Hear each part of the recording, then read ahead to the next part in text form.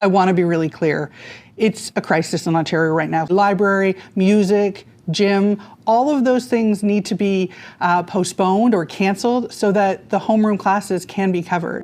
According to a survey done last year by Organization People for Education, 24% of Ontario elementary schools and 35% of secondary schools were short on teachers on a daily basis. It's not just in Ontario. At the start of last school year, the province of Quebec was short more than 8,000 teachers. Most of those spots filled by not yet certified teachers, in some cases, even parents watching a class. Catherine Korakakis, a Montreal mom, had to pay for tutors out of pocket. They spent a chunk of the year with teachers that were not qualified to teach the subject. It wasn't a math teacher who was teaching math. It wasn't a French teacher who was teaching French.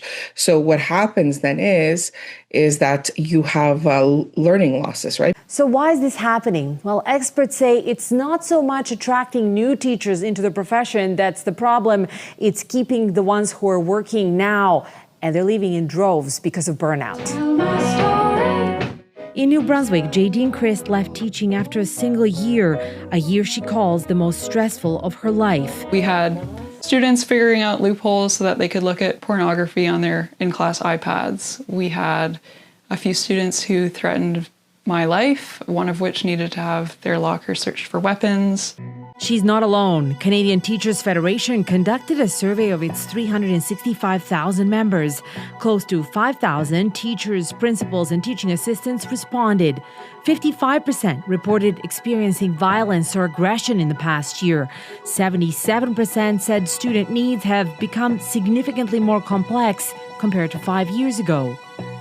Wow, finally CBC is talking about how violent Canadian schools have become. And as somebody who has been choked until her glasses broke, this is something that I am very passionate about. So welcome back to the Freedom Pines podcast. I'm your host, Jamie AB. This is where we dissect and discuss and debrief internet culture, pop culture, and politics from an independent perspective. So if that interests you, don't forget to like, comment, subscribe. Hit that notification bell. It really helps me get my videos out there. And let's get into today's video, shall we? So as you've seen, they covered some of this on CBC, but I'm here to tell you that this is because of DEI. Yeah, long story short, okay, the kids are not getting disciplined. There is absolutely no consequences for their behaviors. And what happens to literally anybody, okay, any body of people when there are no consequences, especially children, this violent behavior is what we see, okay? And this is disguised in the name of mental health. Oh, you know, did they get yelled at by their parents? What if they got yelled at by their parents this morning and you guys are yelling them, you're triggering them? I think I've told you guys the story about how I was working with a student and their regular EA wasn't there. They weren't allowed to do something and they followed me and abused me around the school. I'm talking threw Bibles at me. I'm talking kicked me, punched me, hit me, all of these things. And then they got sent to the principal's office. And what were they allowed to do? Do the very thing that they told me he was not allowed to do. And then his parent brought the child ice cream. So, yeah, when not only is bad behavior ignored, it's also rewarded in some cases in a school. And I know you're thinking, why is that? Well, we don't exactly know because God forbid we know where our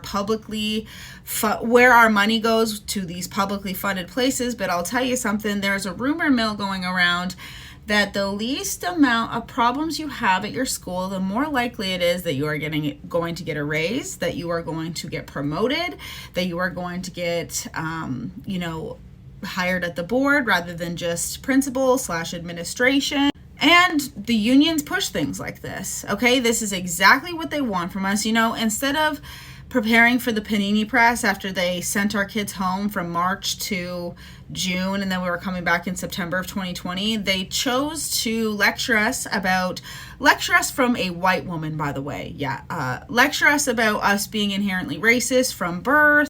no protocols went into, planning for this deadly panini press, okay, that we all were, I was scared of at the time because, their fear-mongering was so extreme about why they excused shutting down half of the school year. So to me, I couldn't believe that we were just leaving this up to the principals, because yes, the only people who were deciding what safety measures went into our schools, at least in Ontario, was the principals. Not public health, not the federal government, not the provincial government, principals, administration of each school, not even the school boards. So, this is so unbelievably frustrating because this is not the training that we had. Canadian schools went from being one of the best school boards in the entire world. Okay, I think we were like number 3 for public education, and now we are the most dangerous, at least Ontario schools are the most violent place to work at. You are way more likely to be injured on the job as an educational assistant or an educational staff in general than you are any other job. I only laugh because what do you mean we're unionized and that still happens? Like I said with the CBC situation, it seems like nobody actually listens to the people who are on the front lines, because not even educational assistants who work with these kids with, behavior problems. I'm talking like kicking, hitting, running, all of the different things. Not even EAs get to be part of these meetings where we talk about diagnoses, action plans, behavioral plans, safety plans, all these things. Educational assistants, unless you have a good admin, not legally required to be in on this. So you could be just given a child with so many needs and you're not allowed to have any say, meet the family. Basically, if you're an EA, like, teachers have genuinely a good union that seems to stick up for them way better than the other educational staff do, because EAs are treated like absolute garbage. Okay, we are literally allowed to be abused. And the thing is that when you're working with kids with disabilities, it is to be expected to have behaviors like this, but the expectation after that behavior is a consequence, and it doesn't even mean abuse in the slightest. Okay, a natural consequence could mean picking up the room that you just destroyed by throwing scissors and markers and everybody's stuff, okay, while your classroom had to be evacuated. They will not make a child clean up that giant mess. And you know what? It does such a disservice, because it basically says that if you have some sort of mental illness, that you have no control over your body. Like, this is what this type of message where, just because they had a temper tantrum, some of these kids are 10, 11, 12, 13, 14, 15 having temper tantrums, where it ends up leading into unaliving of staff. It's not just a temper tantrum, okay? And it's incredibly degrading to people like me who have ADHD, who are basically, if I was in school now, I would basically be taught that because of my ADHD, I have no control and I wouldn't be able to be successful because of my ADHD. Like, that is what we're doing to kids these days, telling them that any of this behavior is allowed. And you know what I used to say? I used to put up my hands in meetings and be like, well, they're not allowed to go to the Sobeys. They're not allowed to go to the Sobeys and rip down all of the things off of the shelf. So why are we letting it happen here? Okay. And they'd be like, well, I don't know what to tell you. And we do live in a time where you can basically do whatever the heck you want to do in Canada and basically get off on bail. So when people are like, oh, this is just the incompetence, I think this is a systemic issue. And this is why I have kids with learning disabilities, and you guys wonder why I don't homeschool. Well, they go to school and I work with the school and I ground my kids and I give them consequences so they know that you cannot behave like that in school. Because in real life, you can't behave like that at a job. And, you know, depending on a kid's severity of behaviors or mental abilities, if they can't handle being in a classroom, and this is what they've done, they've taken away special education rooms, okay? And they put all of the kids with disabilities in these classes, okay, with all of the rest of the students, which I, on paper, thought was great, okay, until I worked during the Panini Press in the schools with the kids with disabilities, with other kids with disabilities. And not only did I realize that it was not cruel in the slightest, I realized that my student was doing better than ever because they were not annoyed with everybody in the classroom. And it was a very calm environment in comparison to what a regular classroom looks like. And I couldn't believe it.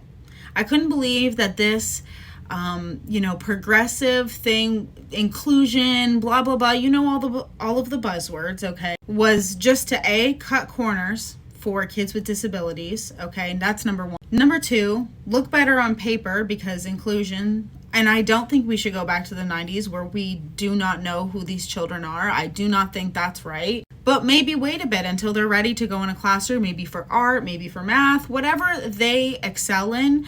Have them around their peers for that, okay? Let's leave kids' dignity intact because what's happening in the schools right now is definitely not leaving any child's dignity intact. In fact, it's stripping them from their dignity, okay? And I'm tired of all of these people pretending that these sorts of things are not leading to things like the absolute chaos and violence that we are seeing in our schools today. And that is across Canada. Why? Because DEI is implemented across Canada. By the way, the reason why nobody talks about these things is because they always use the confidentiality card and basically make it seem like if you ever talk about this, they'll go after you. But at the same time, for some reason, we have allowed teachers to post students on social media all of a sudden, which is completely against any ethical, professional boundary that I have ever seen in my entire life. So anyways, let's get into this because these things I laugh because they're so traumatizing that it's ridiculous that this ever happened to me in a Canadian school. So I guess one of the worst things that ever happened to me was that my glasses broke because I was choked so hard. Okay, I was one of the students asked me to do up his coat, and it was the end of the day. They were not escalated. You know, there's things you look for when you go to help a child because of behaviors like this, but they were fine, and I would have been in trouble if I did not help him do up his zipper. So I get down, I'm kneeling down, and he, as soon as I go to start doing up his zipper, puts his arm around me and tries to, he does. He successfully gets his arm around my neck and just pulls me in, and I'm sitting there like, at first it's just a shock because you're like, what is going on right now? And I had my glasses on and they smushed into my face and they broke.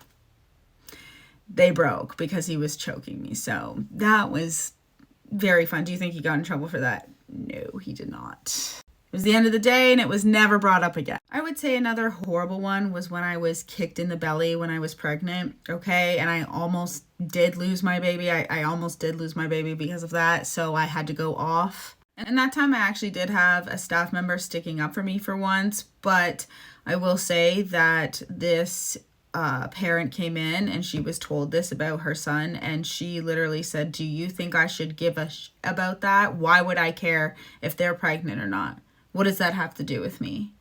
So that was one of the more horrendous things that happened to me in the schools. Let's move on. Another one is that I had a water bottle chucked at the back of my head. Like a Yeti type of water bottle chucked at the back of my head. That one really hurt. One time I had a student basically slap me in the face, but like punch me in the face and then take a ball of snow and throw it in my face. And when I tell you guys that none of these students ever got in trouble, I am not lying. This is the type of behavior that they do at the schools, okay? And if you guys think, oh, it's only happening to staff members, no. It will happen to your kids, and they will not tell you because of confidentiality.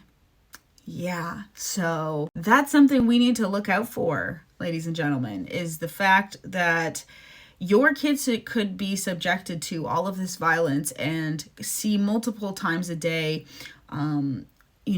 classroom evacuations and all of these different things in the name of inclusion, by the way, which, as I've said again, strips the dignity of these children with mental disabilities, okay? And basically sets them up for failure before they ever have a chance to get ahead. All in the name of inclusion, diversity, equity, and inclusion, okay? Another one was that a student wasn't allowed to get something, and I told them no because everybody said don't let them have that, blah, blah, blah. They corner me in a room because they put me in an unsafe situation to begin with, and then this kid is able to corner me in a room, okay, and then starts whipping Bibles at me, shoves the table into my stomach, and then got what they wanted. And then their parent brought them ice cream. That was the time that I left. I was like, goodbye. You guys are driving. This is psychological torture for educational assistants, people working with these kids who want the best for these kids, but watch them get away with horrible behavior over and over and over again, watching this school system set them up for absolute failure. I was basically a glorified babysitter who was not listened to, who was allowed to be the school's punching bag, okay? And then on top of that, I lost all of my health because they made us take these stupid things and nobody stuck up for our bodily autonomy. So you guys wonder, the CBC, oh, what's the big mystery here? I don't know. You made all of us get some sort of medication. Okay, number one. Number two, you guys allow abuse in the schools. And for, the side that touts every child matters, but looks away from all of this stuff, and I'm talking boots on the ground, and I'm talking Frank Dominic, two teachers that know exactly how these DEI measures are failing our students, our educational assistants, and they're all like, it's funding. We don't know how the school boards divulge our funding. We don't know where the funding goes once the province gives it to the school boards. I have heard that they rank kids with disabilities and then they'll lie about it to make it look good on paper, and then they'll put those kids with severe disabilities in the same classroom so that they have one EA to two very high needs kids, okay? All in the name of saving $1. And I am not kidding. These are things that I learned when I was working at the school, and it wasn't even that I learned them. This was all alleged. This was all rumors of how all of this stuff worked, okay? But the rumors seem to check out when no kid is held responsible. Kids are with severe learning disabilities, severe disabilities, put into classrooms where they're expected to have an educational assistant, which would be me, working with two of those kids, which is extremely hard in a normal classroom environment where we are expected to keep the kids quiet, where we are expected to do and basically be these, I don't even know what they want us to be, these beings that just calm kids down all the time and don't hold kids accountable and let kids do whatever they want. That's basically it. So until the left wants to, until the unions, until the school boards, provinces, and the federal government all want to actually start listening to frontline workers, because we had the best school system almost in the world, and it's completely out the window because of these DEI measures. As somebody who was a kid with disabilities who still got help, who still, we had systems set up before, and by the way, they claim that they're using Indigenous practices, but these Indigenous practices would actually work if we used them. But we don't use those. We use DEI practices, which is doing absolutely nothing. No holding accountable. Nobody's being held accountable. That is not the Indigenous way, by the way. So if you guys want me to talk about what discipline is even in the regulations and versus what they do in real life, I can talk about that. But that's all for today's video. I will see you guys tomorrow. And if you have anybody in the schools, please share this. Share this with a lefty. Share this with anybody, okay? Tell me, have you guys heard of any violence in the schools? What do you guys think? And let me know what your thoughts are down in the comments, and I will see you guys in tomorrow's video. Bye!